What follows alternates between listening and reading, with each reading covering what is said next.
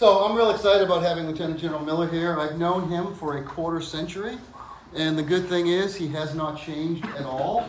So the personality that you will see is going to be the same person I knew as a captain.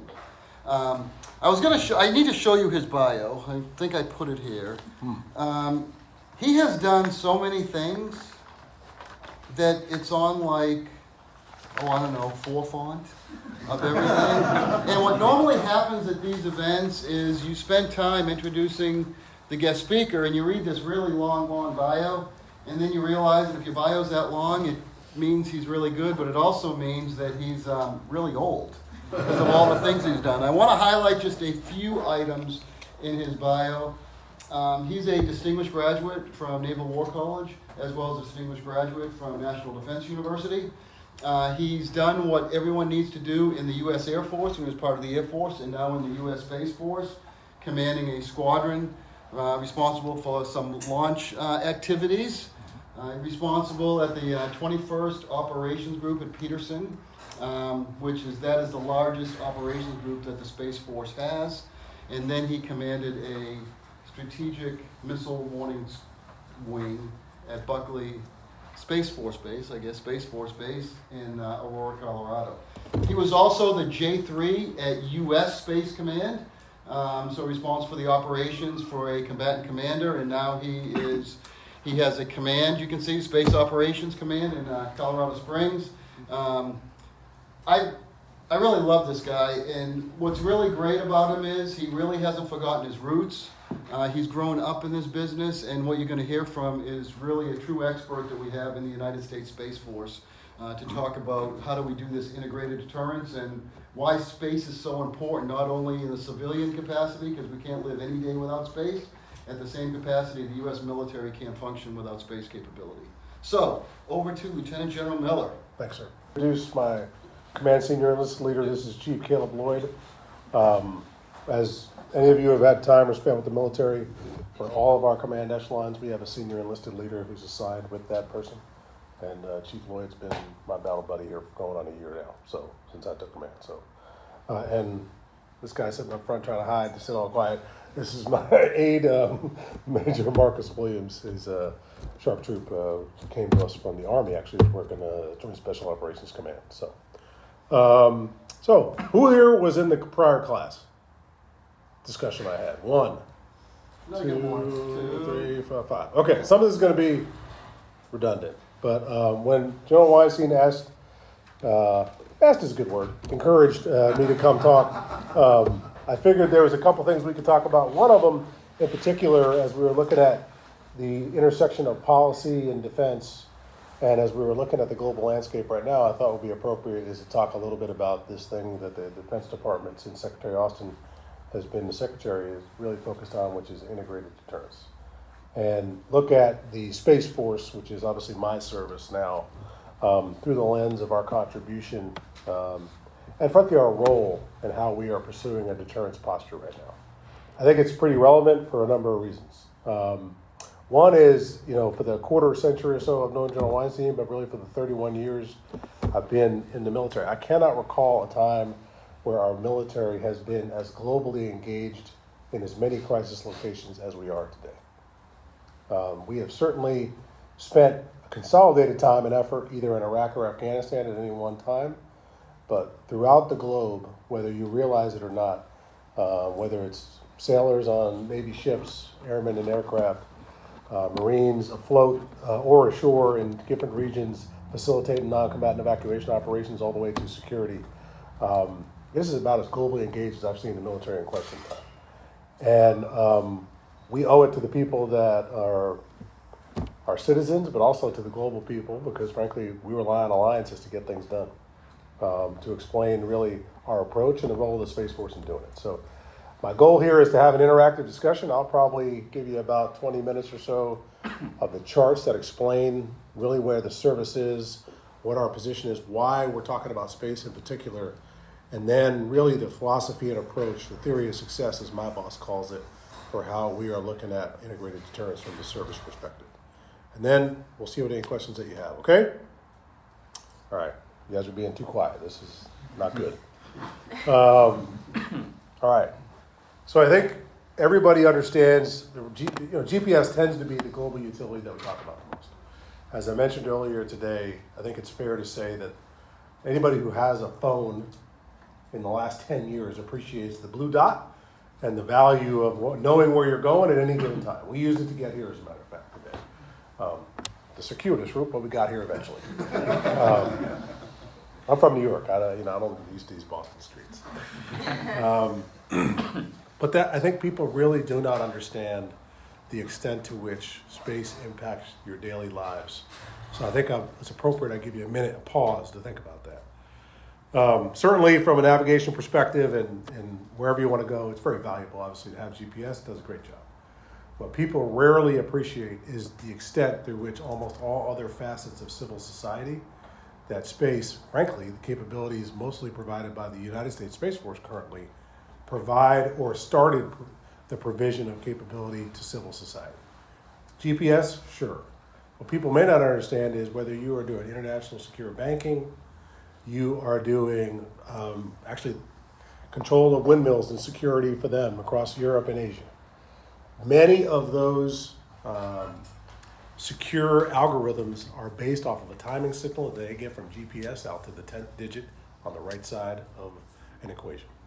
And that is because in order to get an accurate timing signal is one thing. In order to actually provide security to the level of encryption you need in today's society, you need an encryption that is fundamentally based off of some level of timing. And it is just a level of precision at which they're looking for different encoding techniques so they can decode and process whatever information they're given. But it's not just that. I've got a picture up there about farmers who rely on weather satellites, imaging satellites to understand where they are in viability of crops and soil for planting, all the way to, in some farms, particularly significantly large enterprises, do automated farming and they do automated shepherding of all their fruit and vegetables through automation without any drivers whatsoever. So if you go to some farms, they're just doing it automatically in tractors now, as opposed to having people do these jobs. And all that is done through typically remote control. They're doing surveillance through either some form of fashion, and they're doing control through some level of communication and signaling. Many of those missions that we started and really pioneered in the late 40s and on into the early 50s started through the United States military or the United States intelligence community. We started first with a focus on intelligence and surveillance. That was the first really application that we launched. First try was in the late 50s. And that was because we needed to see over the horizon. We recognized that, particularly in the wake of the Gary Powers incident, when a U-2 was shot down over the Soviet Union, that no matter how high we thought we could fly, we were reachable by surface-to-air missiles. And we recognized that to have denied areas, is what we call them, surveillance is going to require something that is exo-atmospheric, basically on orbit. We then moved to other missions, all part of the original same plan. Navigation was thought of from the beginning. So was communication. And when you think about it, it's to support really missions that we do today. That is, fundamentally, we want to be able to see over the horizon. We want to be able to maneuver over the horizon. We want to be able to communicate over the horizon. And we want to be able to target anyone, anywhere over the horizon. That was the vision that Hap Arnold had in 1947 when he asked first time for the study about going to space. And that's where we got to today. I think the difference that people don't see, and it's for some of those who've served in the military, is really whether you're in the Army, the Navy, or any branch of the military service, by now in 2024, your military service has already booked space power as required to your force. So I'll give you an example of what it looks like in a minute for the Air Force, but in the Navy in particular, if you looked at the size of task groups that required to defend and simultaneously prosecute targets, they were 4 times as large just 15 or 20 years ago. And it's because they now have the reach with surveillance capability over the horizon. They now have global communications, and they can target and retarget wherever they need to be because we have the access and power projection through space capability. Marines are the same. Their communication methods are fundamentally based on having satellite communications with them in a light, portable manner, while simultaneously leveraging over the horizon surveillance and reconnaissance capability, targeting capability, and comm. Every mission is the same. The most striking, perhaps, that we've done is really the difference in the Air Force, and this is my old service, so we use this all the time. In 1943, when you were thinking about what did it take to actually hit a target at that time, and this was a ball bearing factory in Schweinfurt, Germany. You may have heard of it. It was called, principally, it was the main thing that they felt kept the German war machine going was ball bearings and their ability to provide fluidity, but simultaneously mobility to the German armed forces at the time. That capability was primarily focused in Schweinfurt. It took 250 B-17s to strike one ball bearing factory. And the principal reason is, frankly, because we were just getting started in air power. We had bombs that landed between 500 and 900 feet off of their target. Typically, for any given mission, you might have up to 10% of your aircraft break. So 25 would never even get there. On some missions in 1943, before they did escorts, you'd lose up to 30% of their aircraft. So in order to just get enough mass, they had to launch 250. Then to drop enough weapons to get to the target, particularly a reinforced target like this, or like submarine pens, we had to drop this many from that many aircraft. Right now, one B-2 could take it out and could put the weapon right through the window. And that's because we use GPS-aided munitions. So the notion that we rely on space in the United States military is really, frankly, misunderstood to some. It is something that is fundamental to everything we do in military operations. But I hope you're also taking an appreciation away. You're relying on it no matter what, whether you realize it, for either the food, banking, aircraft, flying. I'm going to take a plane tomorrow to pick me up here in Boston and take me back. Relying on GPS in order to do navigation, particularly in bad weather. So the reason we're talking about space is this is something that's required for the civil society as much as it's required for the military capability. Okay. All right. So why the Space Force and why now? I'll be honest with you. It was a reaction to Russian and PLA organization in 2015 and a reaction to a growing threat to our space systems. The space systems, when General Weinstein was my squadron commander, the Defense Support Program, which is a missile warning spacecraft, had really no defensive capability on it whatsoever. It was designed to sit out 30,000 kilometers in space and provide coverage, each one of about a hemisphere of coverage for America to have missile warning globally. It had no defensive capability. It was assumed to be a permissive environment, that if we had it up there, nobody would go after it. But as you've seen, and these are labeled just as exemplars, but it's pretty stark when you see it. And we couldn't even talk about this 10 years ago. In almost every threat category, from non-kinetic jamming to laser weapons to destructive missiles, and in every regime, whether ground-based, air-launched, or on orbit, there have been investments in fielding capability on behalf of the Russians or Chinese to deny us the advantage that we have. And you say, well, why is that? I'm going to be honest with you. We were just too good in the 90s. And they watched in Desert Storm, in Deliberate Force, in Allied Force, and they saw enough weapons go through windows where they said, if they're going to do this, we've got to have a capability to deny and disrupt it.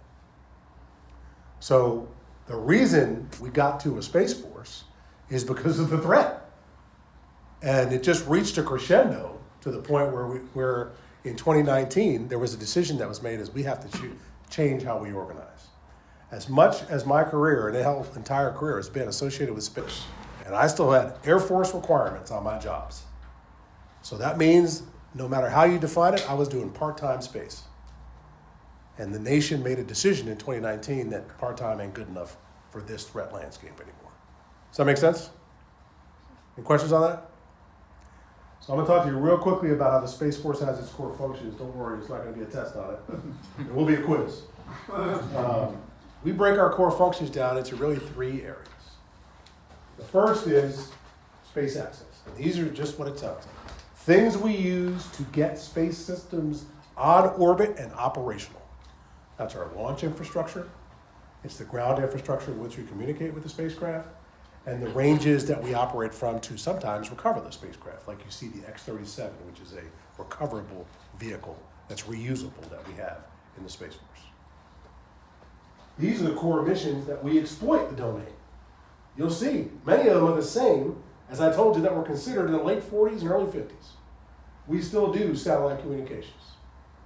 Now it's a lot more robust, it's getting a lot more resilient, and we are a lot more adaptable to the threat landscape that we face today, but fundamentally, it's because we're not going to string lines between Navy ships over the horizon. They're going to rely on satellite communications in order to project out. We still do missile warning and tracking, and space-based sensing and targeting. As long as you have surface-to-air missiles, some of them reaching in the hundreds of kilometers of distance, we are going to be wary to put high-value aircraft with people in them close to the shores of adversaries, so we're going to go to space to get those missions done. The last piece that we do is electromagnetic warfare in the theater, and that is really doing protection of our systems, our SATCOM, our GPS, understanding what the adversary is doing to it, while simultaneously having a capability to deny or disrupt theirs. And then really our core functions to control the domain are cyberspace warfare. When Joe Weinstein was my squadron commander, we did not have what I have now at Buckley, which is 2 people, 24/7, manning instrumented capability and surveillance systems on our weapon systems, monitoring for cyber intrusions or threats. They're doing it 24/7. And that's threats from external as well as internal. And that's not just the operational system, that's our power, HVAC, everything they're monitoring for. Why? Because, trust me when I tell you, there's one unit that does missile warning. It's at Buckley. That's the force that we have right now. Okay? Similarly, we do electromagnetic warfare globally, and then orbital warfare is a mission area that we're starting to get into. Frankly, because sometimes the only best way to defend something on orbit is to have something on orbit to defend it. Does that make sense to you? Any questions on that? Okay. Yes, ma'am. For the one unit that does missile warning in Buckley, how old is it and does it need modernized? So that unit, actually, you know what? What's the next chart? Oh, it's give me 2 charts to answer that question. I'll point it out to you. Delta 4. Say that to me if I don't answer it, okay? All right. So what happened in 2019? People think they just stood up the Space Force. Incorrect. They actually did 2 things in 2019. The reason this is important is everything we do in space, like my unit, my command, we love putting the word space and command in everything. And then we have like an added word or two, and people are confused why we call things the same thing and nobody understands the difference between things. So 2 things actually happen. You need to understand this, particularly from a U.S. citizen point of view of how we organize our military. It is different from almost anybody else. PLA is doing some of this stuff now, but we are different than almost anybody else. On the one hand, we have military services, Army, Navy, Air Force, Marines, Space Force. And they build, generate, train, and sustain combat capability. Okay? They build me. They teach me how to be a space control weapon system operator, so an EW operator. They give me a weapon system with a team to operate it. They train me how to deploy and use it. And then they'll present me at certain points to a combatant command. Well, what's a combatant command? Because of incidents we've had over time where the military services, frankly, didn't work well together, Congress stepped in 1986 and directed a fundamental reorganization. No longer do the services employ or plan warfighting. We have joint commanders that are empowered by the president and the secretary to bring all the service capability together, and they plan and fight with it. So when we knew we were preparing for potential conflict or crisis, given those threats I showed you on the previous chart, it would be inadequate to just have a service. We had to also re-stand up a combatant command. Believe it or not, there was a combatant command prior that was called United States Space Command. It sunset in 2002. They re-stood it back up in 2019. So 2 things happened, a service and a combatant command. Okay? Everybody get that? All right. This will clarify for you a little bit as we talk about the forces and how we're organized. This is an eye chart. This will be a test. I'm just kidding. So there's really 2 halves of this chart.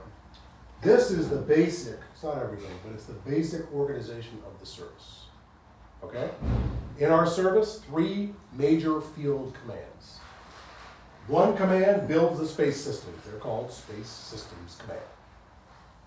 One command trains, like when you go to basic military training, professional military education, these kinds of things. They train the Guardians on what it takes to be a Guardian. They're called Space Training and Readiness Command. And then one command generates and provides the operational forces to the combatant commands, and that's my command. Okay? The reason you need to understand this is when we talk about the COCOM, when we talk about deterrence and the forces that will be employed, services do a lot to prepare, generate, and build the force, and they design the operational concepts, but we give them to combatant commands to do the mission. Okay? So within the organization, each one of these are 06 level command. Think brigades. Okay? For the Marine Corps, it might be a Marine Expeditionary Unit. That's the equivalent level of command, colonels. Navy captains is same word. We have what are called deltas. As you can see, their symbol is a delta. So it's actually fairly instructive the way we built the service. Pretty basic. Space domain awareness, electromagnetic warfare, missile warning is the delta that's headquartered at Buckley. And the main unit that does strategic missile warning is the 2nd Space Warning Corps, your own command. There are other units that have related missions, but the only one that has a global strategic mission is the 2nd Space Warning Corps. Delta 6 does cyber, Delta 7 does intel, surveillance, and reconnaissance. That's where Chief Ward was a squadron senior enlisted leader, and then ultimately the group Delta senior enlisted leader, satellite communications, orbital warfare, and navigation warfare. So we organize by mission. When I was the 21st Operations Group Commander, my unit had the equivalent of 4 of these deltas all in one unit. We organized by zip code, not by mission. So we had missile warning, missile defense, space control, and space situational awareness all in one formation. And the reason it's a challenge when you have that is there's a span of control issue. And we realized that you needed functional depth in these mission areas if you were going to be threatened. We take all this capability and on 6-month cycles present these squadrons to the combatant command. But when you look at U.S. Space Command, you should see something. They don't just have space forces. It's 90% of their capability, don't get me wrong. The preponderance of the capability they have in U.S. Space Command comes from the United States Space Force. But they also have Army Space and Missile Defense Command, Navy Space Command. Yes, the Navy has maritime space officers and operators. They're going for about 100 of them. And they have missions that support U.S. Space Command. Marines, you wouldn't believe it. They're not on like the moon yet, but there is a small contingent, and they provide a number of capabilities from cyber defense and protection all the way to some basic electronic warfare capabilities that they're looking at in the future. And the Air Force also does it. Their most visible mission you'd see is anytime we do a launch out of Cape Canaveral with people on the top of the rocket, there's a response force that the Air Force provides of pararescuemen, helicopters, and aircraft that are prepared for recovery at certain abort points in that launch profile in case we have to use it. And as Nick Hague found out 1.5 years ago, we had to use it. So that's a mission that the Air Force still does for the Joint Force. So this commander right now, my predecessor, General Stephen Whiting, is the commander. He runs U.S. Space Command. So when I talk to you about the vision of where we're heading for the service in this next chart about how our theory of success, the 3 things we've got to do to get right that are unique from where we were when I was in Air Force Space Command working for then Lieutenant Colonel Weinstein, you'll see that it's a distinction that you got to take between the service and the COCO. Okay? All right. Let me give you one quick chart on the Space Force because everybody always asks, what's the deal? All right, we got about 18,000 folks in the Space Force. Okay? I tell you, I always try to give you size comparison. I'm from New York. There's 36,000 people in the NYPD. It's by far the largest police force, like in the world, I think, maybe except UK, which has a countrywide police force, but it's pretty significant. The breakdown of our forces right now, currently, it's almost 50-50, officer and enlisted. And you will not see that in any other force. At most, you'd see like 2080. And that's actually significantly heavy in the officer cadre. And a lot of that's our legacy of how we did missions in the past. There were things that we reserved only for officers to do. Well, that's changing. There are enlisted crew members operating missile warning radars. We don't have to have officers doing that job anymore. They do it better than I did when I was a youngster. Okay? That's because our enlisted force is frankly probably the most educated force we have ever had in the United States military. And they have plenty of capability to execute missions that we previously only gave to officers. So we are moving officers out of those positions, and you will see every year, if we get support from Congress, this enlisted piece of the pie will grow significantly. Okay? I tell you that because if you are considering, well, how do I fit? Is there an opportunity for me in the Space Force? And there are other military services who have challenges in recruiting. That is not a thing for us right now. Probably because we're so small, mostly.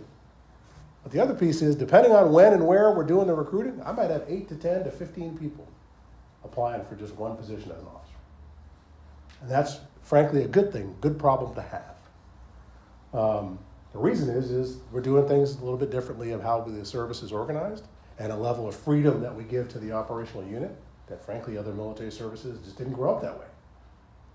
So we're trying to embrace it. So you get a size of the scale. For my command, it's about 10,000 people. But it's global. And that global, that's not counting the 3,000 or 4,000 contractors. But there's installations, 46 of them across the globe, and they're operating radars that are the size. Out here on Cape Cod, if you head out to Sandwich, you'll see a sign that says Cape Cod Space Force Station. If you look, you won't be able to go down the road because there's security there, but if you were able to go down the road, you get past, the windmill that's standing there, you would see a 10-story radar. That's a paved pulse radar. It's an upgraded early warning radar. That's an example of one of the locations that we have.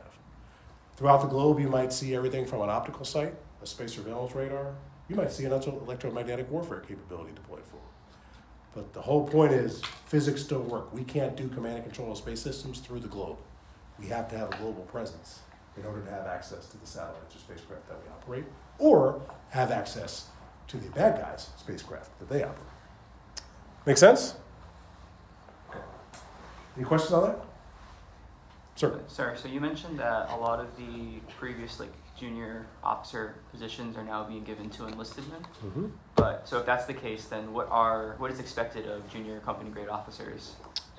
So whereas the primary role when I was youngster was to be the technical expert and to be the number one person on a given weapon system, we leave that and team leadership roles to our NCOs. So I'll let Chief Lloyd expand on it.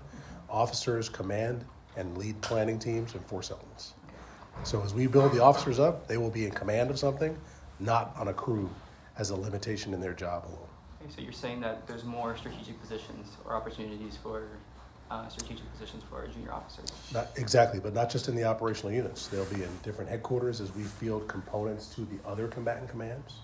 So right now we have fielded components to Indo-PACOM in Hawaii. We fielded components to U.S. Forces Korea, Japan, Central Command. As we build those out, you'll see officers more migrate to those positions, and we'll leave the day-to-day technical expertise and operation of the force to our enlisted cadre to be commanded by an officer. I see. Does that make sense? Yes, sir. Okay. You want to expand on that?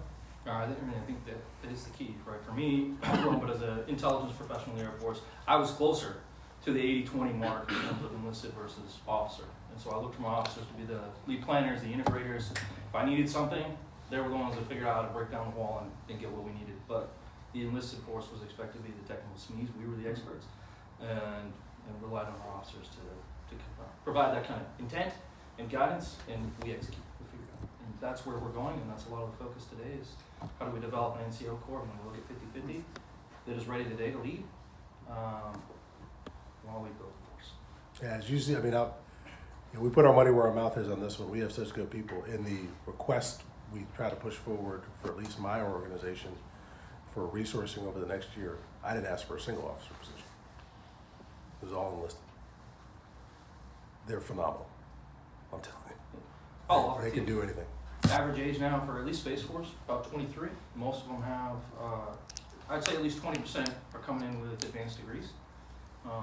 same kind of point of, we get at least 6, maybe more in some cases, for every position, so 6 applicants or more. So we're picking the best of the best, and you gotta make the decision. If you wanna go kind of do the focus, strategic things, long look, command. If you wanna be the technical SME, we're building our paths, to continue to allow you to do that. And it shouldn't just be I've got a degree, so I gotta be honest. That's not work. That's mine. Okay. Last thing to frame up the discussion, and I'll get into our theory of the boss. So, you guys recognize everybody in this picture, or most of the people? Hopefully some of them. Obviously there's president, vice president. I put up this chart in the last class, and it's going to be relevant for those of you, particularly given your, the party school's focus. If you have an interest in international security and policy discussions, you have to understand who the players are. And I tell you this because this is hard-earned experience for somebody like me when I was a major, and I didn't have exposure to it. And the first time you're preparing recommendations for options to be considered by the senior leaders. I give you this chart because many people think that, as a military officer or as a civilian, if you're a policy person in OSD, let's say, Office of Secretary of Defense, you may bring only the military perspective. As I told the previous class, if you only bring the military perspective in your options, you're likely to be the last time you're invited to the meeting. That you must consider and understand all of the interests that need to be represented and will be discussed. The impact of your recommendations, if you're providing options from a military perspective, on the State Department in particular. In many cases, we precede any activity we have with strong diplomatic engagement to try to avoid any crisis or conflict. Therefore, if Secretary Blinken does not know what the military is doing in a given area, he cannot be effective in advocating, particularly for options for deterrence. Similarly, have you guys ever looked at the flag of an ambassador? It looks a lot like the president's flag. And the reason is they are literally the representative in that country. And we coordinate our activity through them. The worst thing you can do, I work for Ambassador Jones in Iraq, is ever have an ambassador surprised or home. And it's just one reality you've got to live with, that when you present options, you've got to recognize we do it in coordination with state or the Department of Commerce. When we have concerns about technology being distributed to a given actor or threat state on the global scale, we coordinate that through state and commerce to make sure that they understand. Because I can't enforce an action if I don't have the Department of Commerce on board with what we're trying to get done. I definitely want to make sure, particularly as you look at scenarios like you saw in the wake of the Russian invasion of Ukraine, that the Department of Treasury is aware of what's going on. There's an old saying that says, particularly when you're looking to find somebody, follow the money. Okay? Guess who's our lead for money matters in the department or in the United States government? It's the Department of Treasury. If we're going to recommend options that go beyond what we think of from a military perspective that are credible, trust me, anybody, despots, whoever, feels it in their pocket first. So you want to have awareness of those options too. And the last thing I'll tell you, and I told this in the last class, if you're waiting to figure out who your peers are in these organizations until the meeting, it'll likely be the last meeting you go to. You need to engage at that level beforehand. Who is your peer in the Department of Commerce? She or he can help you. The best thing is when you present an idea that she or he has already told her boss, and they're doing this, not this. You understand? You think this is basic stuff, but I've seen it many, many times where Secretary Blinken or his representative throughout the chain in a subordinate committee has never heard of a recommendation before. That just creates delay and more coordination. You want to have it right, you bake it up front. And this really was what Secretary Austin was talking about when he said integrated deterrence. In the past, in many cases, when they talked to General Brown, who's the chairman of the Joint Chiefs of Staff, and asked for the military options that we presented, in the past, we might have only presented military options. One of the previous chairmen used to say it was how disappointed he was that sometimes the military only presents military options and they're either small, medium, or large. And it's like, and it was really frustrating him because he felt like he was giving options to the secretary or to the president that really were, this is so big you won't want to do it. This is so small it's ineffective. Pick the middle. Do you see what I'm getting at? But now, when you see the recommendations come through, we have representatives in the Pentagon from a state. We have the coordination meeting in advance. We don't do anything without talking to the intel community. This is General Hawk. He is dual-hatted as director of the National Security Agency and simultaneously director of U.S. Cyber Command. So because of these partnerships we have now, we are much more effective at layering in a concept for deterrence that is multidimensional and multifaceted, as opposed to options in the past that said single service concept or single representation concept from a given command. Okay? All right. Try not to kill myself on this cord here. All right. Last chart, and then we'll get into questions. So, General Saltzman, congratulations. He's a graduate of this institution, Boston University. He's also obviously not bright because he's a Boston Red Sox fan. But he has, I'm kidding, obviously. He has coined this theory of success, which in many ways is fairly straightforward, but it is also fundamental to the approach that we need to take as a service as we think about our contribution to that multi-dimensional integrated deterrence framework. And it's really based off three basic things. And you think they're basic in some sense, but you then realize how hard it is to do. The first is, hey, let's avoid being surprised. Why is that? Well, as I told you before, just like Ambassador Jones doesn't like to be surprised, trust me, Secretary Austin doesn't want to be surprised either. And what tends to happen when you hear something for the first time, particularly in military circles, is you guys don't pay us to assume everybody's awesome and has a good heart and is always taking actions that are in the best interest of the American people. And so what we tend to have to do is assume something from the worst case to the most likely case. And so what he's advocating for when he says avoid operational surprise is a level of awareness about the domain and about risks and threats associated with operations in the domain that allows us to sort out friend from foe, or frankly, just operational limitations versus an adversary action. In many cases, the challenge or issue we have on orbit is not caused by an adversary. Most of the time, it is caused by either the harshness of the space domain. We've had some significant solar weather over the last week or so. And we get impacts as a result of that solar weather on spacecraft. Just as that solar energy expands the atmosphere, you get increased drag on low Earth orbiting satellites.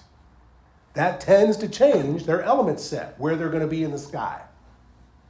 So what you don't want to do is confuse something that's happening as a result of natural phenomena with an adversary action or maneuver. Does that make sense to you?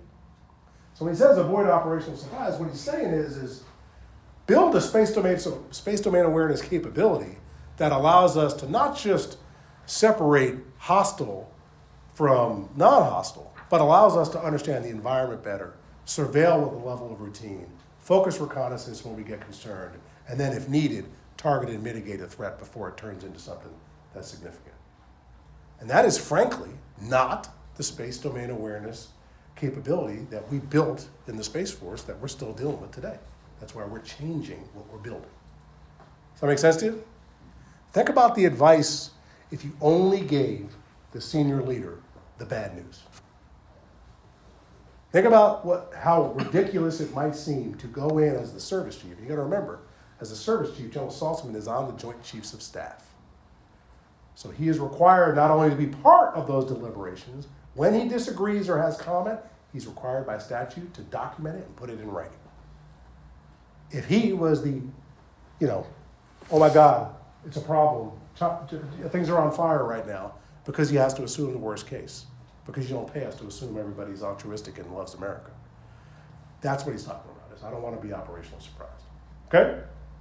The second piece, and this is a challenge for us, because of the legacy of our infrastructure, is deny first mover advantage. You guys will hear concepts in deterrence. Fundamentally, if you go back to your history anyway, at the first books in shelling, they're associated with two primary thought processes. The first thought process is punishment. Is that you threaten punishment that is so significant that an adversary says, I'm not going to do that because I don't want to live with the consequences. The other one that's less talked about in many cases because it probably doesn't give some people the comfort level of reliability is the denial of benefit, right? In other words, you make it seem to the adversary who's considering an action that you're trying to avoid that you can go ahead and do it. It doesn't matter. We're going to be fine. And in our case, because in the past we had so few space systems for any given mission, and because we assumed a permissive environment, we not only had limited numbers, we tell you how many we had and where they were. That's how our thought process worked. We literally had a launch in 2023 of SBIRS 6. Guess how many SBIRS satellites we have? This ain't a hard test. How many? 6. We literally advertise these things. It's not just that. We launch them and put them on orbit, and we tell people about it. And because there's only 6, and you can imagine where they would need to be placed around the globe to give you global coverage, and you can also imagine where the bad guys are. So you can make reasonable assumptions about tracking them, and they're huge. I mean, they're literally the size of a school bus. So we literally incentivized an adversary to take a first action against us because our force structure was so limited. And everything we had was high value. Everything we put on orbit, how much does it cost for one of those? Starts with a B, billions. Do you see what I'm getting at?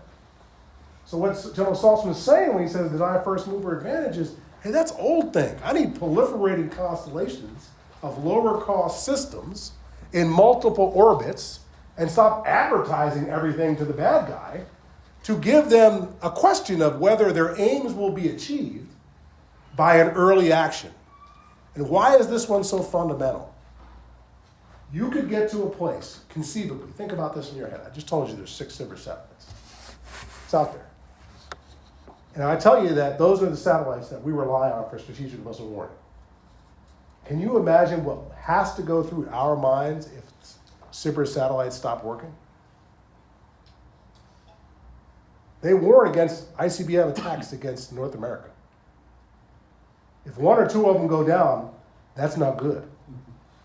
And if you guys have ever had any experience with the United States military, when things start happening that we can't explain, we start doing things to improve resilience and our ability to respond in the event of attack, and you can't walk some of those things back. And so what General Saltzman is saying is, hey, by virtue of the force you gave me, I'm actually encouraging a first mover to come against us. So we've got to change how we do that. That's why if you looked in just a couple of years, it started last year with the first launch, we will have much cheaper, hundreds of spacecraft doing missile warning from multiple orbits and multiple missions associated with it. Does that make sense? Okay. And the last piece is a recognition that unlike the air domain or the maritime domain, when you destroy or engage a target and it just sort of settles down to the sea bottom or lands on the earth somewhere, that don't happen in space. Okay? So in 2021, in November, when the Russians destroyed their own satellite in a demonstration of their ASAC capability, 1,500 pieces that we could track, which means there was a hell of a lot more, we just can't track them.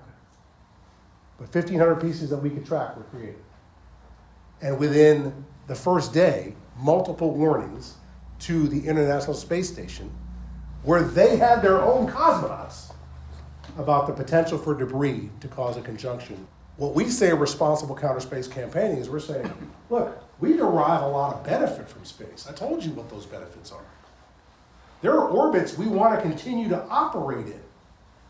And while we recognize that that threat landscape is just getting bigger and worse, that I showed you on that chart, we have to find a way to campaign from a counter space perspective in a manner that is safe and responsible. So what does that mean? We are not going to prioritize effects and testing that causes long-lived debris. We are going to request nations get with us and coordinate when there's interference on their systems so we can resolve it together. We're going to reach out to even potential adversaries like we have in the air domain. Did you guys know? I mean, you may remember it in the press. You know, when there's a challenge in CENTCOM associated with Russian aircraft that are in proximity to us, the CFAC can call the Russian Air Force commander in that region and say, what are you doing? Similarly, there are similar laws of the sea that maritime communities have. We don't have these things historically in space. And so what the CSO, the Chief of Space Operations, is saying is we have to have a framework that allows us to avoid the level of debris that would take to disrupt, and frankly, not just disrupt certain orbits, it would corrupt our ability to operate in them for years. And that's what he means when he says responsible counter space campaign. That's why in 2022, our team recommended and the Secretary approved the norms of responsible behavior that we are working on with all of our allies. Is that we don't want to get ourselves in a fight in the space domain that winds up being a destructive battle. It's not going to be good for anybody. And the advantage of a service chief who's full-time doing this is we get to focus on not just the basic thinking, but building a force that can do this. And as the General Weinstein was actually the programmer for the Air Force, and he tried to get us money for counter space systems. When you're in the Air Force and you're trying to get money for space systems, it is not the number one priority. That doesn't mean it's anything bad about the Air Force, it just means they've got to do Air Force stuff. Now you have a service chief who gets to present his own independent program recommendations. Does that make sense to you? So I offer you that to tell you a framework of how the service looks at this. And it's important because you need to recognize something else. Over the last 30 years, this is the adversary that we had prepared for in the United States military. If I can show you this video, I don't think this chart shows the video. This is a genius. He kills himself in this video. Who is going to learn, if I show it to you, you'd see it, because the room just goes black, what it takes when you shoot an RPG through a window that's closed in a very small confined space. But this is who we were facing. And let me tell you, when the U.S. military gets focused on doing something, we get really, really good at it. And we could find these guys, target them. We owned the night. These guys weren't shooting aircraft down. There was no maritime force that ISIS had. And there certainly wasn't counter space systems. You see what I'm getting at? If you read the National Defense Strategy and the National Security Strategy, and if you actually read them both, and you go back to the last few administrations, you're not going to see a lot of change. It's that, hey, things have changed. This ain't the potential adversary of the future. We need to be prepared for this, but this is a whole different thing. If I showed you this is a commercial advertising service in the People's Liberation Army. If I changed the subtitles and I had a voiceover in English, other than the people look different than Americans typically might look, you'd think it was a recruiting commercial for the United States military. Every branch of service is represented, including their Space Force equivalent. It is all the way from aircraft carriers to submarine forces. It is not where we optimized our service for in the last 30 years.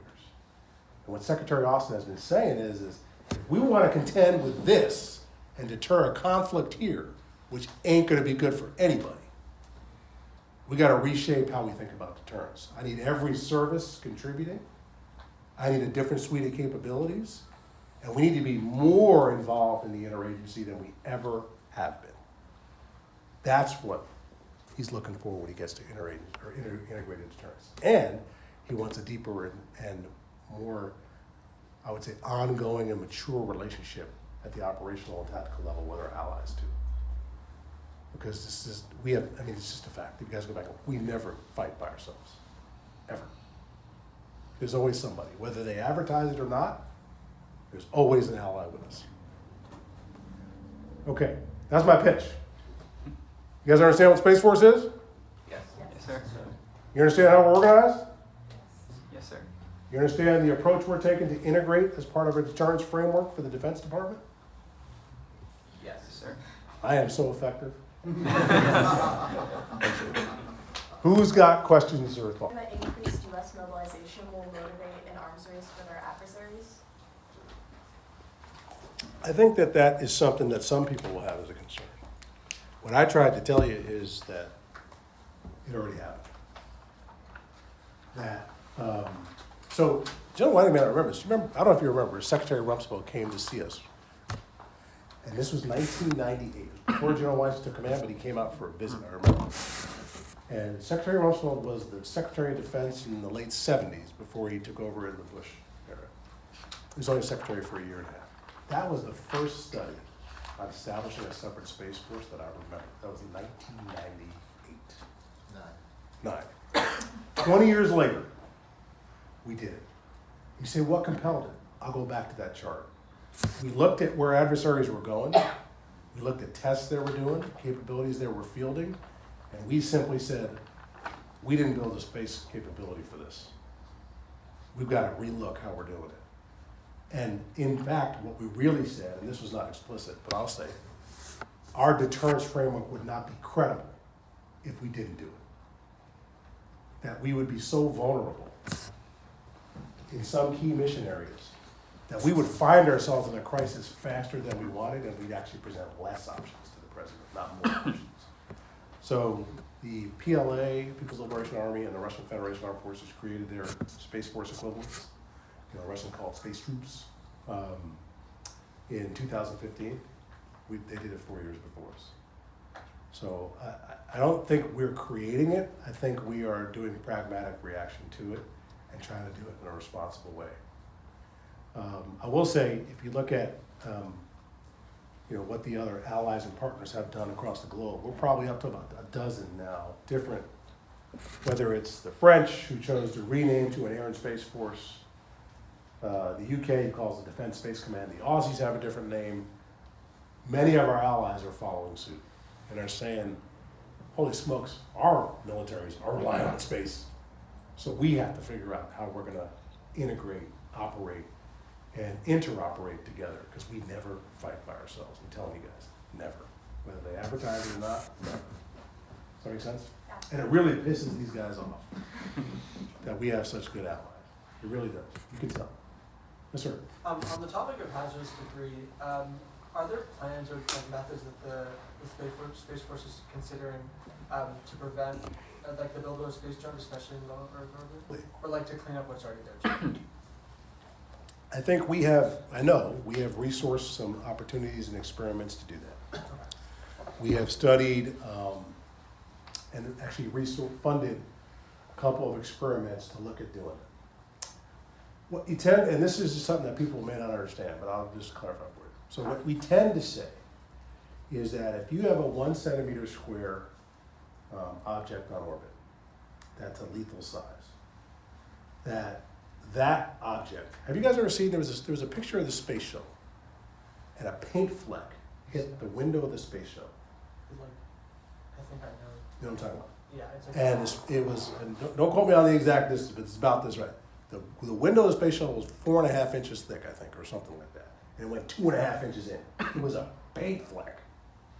It just happened to be at a crossing velocity and speed, and it was perfectly aligned to hit the shuttle. Now, there were a bunch of things that made them assume that risk and go recover the space shuttle without incident in that example. But debris is a big concern for us. The good news, in some sense, is that when it's in lower Earth orbits, and particularly you get down to, closer to 100 kilometers, which doesn't sustain an orbit for that long, it'll come back in on its own. And 1 centimeter isn't a big problem with that. What tends to be a challenge is what the Russians did, is when they destroy something at hundreds of kilometers in orbit, and those pieces all got to come down over the next 3, 5, or 10 years. And the bigger challenge for us is some of them are so small they're just freaking hard to track.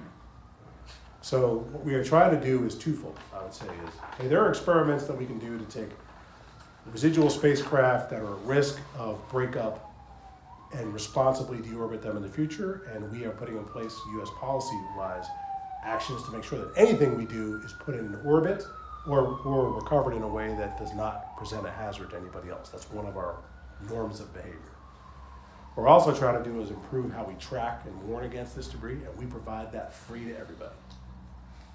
We have even provided notifications to the PLA of potential collisions with their International Space Station. They don't typically respond to those things, but we provide notifications to the email address that they've given us.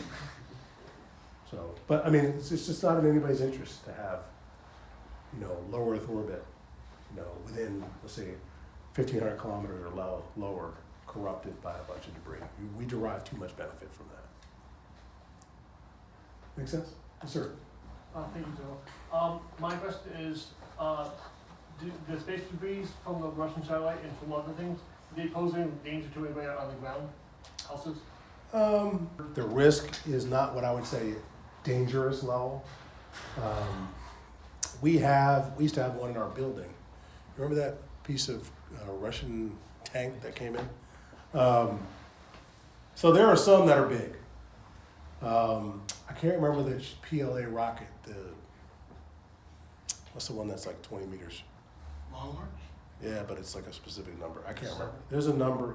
It's like Long March 5 or something. That may not be it. And there's stage 2 of that rocket. It's huge. When that comes in, it's going to survive reentry. So, and it's typically uncontrolled.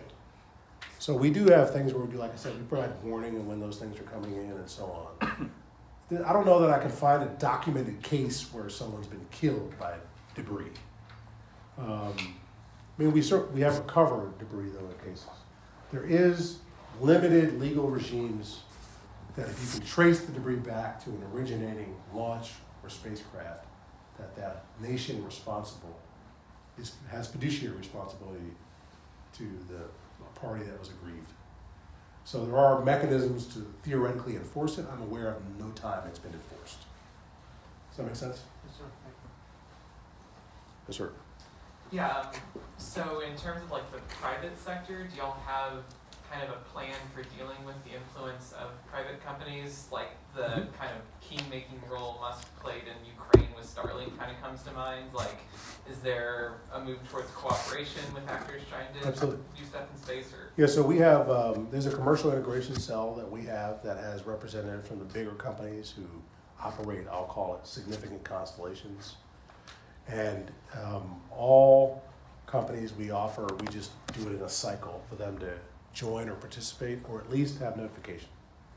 So as part of the norms of behavior, we have reached out to other companies that are, I'll call them, the latest space era in the last 5 or 6 years, where a bunch of smaller startups have started, and give them access. The benefit of being in the cell is many of those individuals actually wind up getting clearances, and we can have a much more rich discussion with them over the concerns we have and how we would try to identify interference, concerns, or issues. So yes, we do. The challenge always will be is, you're not going to have everybody's number, but I think we've normalized it to the extent that it can be. The good news, though, is for the space traffic management, which is what I'm talking about here, that mission is moving to the Department of Commerce in the next year or so, and which is frankly the right place for it to be. To your point of commercial vendors, that's a better entry point to coordinate activity on orbit and a better way to do a clearinghouse. And we are supporting them with the software and hardware required to ensure that their space object tracking capability is as high fidelity as anything we can have. So I think we're doing that, and we're trying to get better and normalize it through the Department of Commerce, particularly for the bigger commercial companies. Does that make sense? yeah. Sir, you mentioned that space is a global outreach and there's no national borders there. So could you speak more about how diplomacy or diplomatic efforts complement the Space Force? You bet. Sorry, I thought I was turned back. Okay. So just last year, it was a COPUOS meeting, which is, I can't remember, outer space use or something. I can't remember what the acronym is. But there really one major treaty. It's called the Outer Space Treaty, of which potential adversaries are signatories, frankly, where we have agreed on some things, some basics.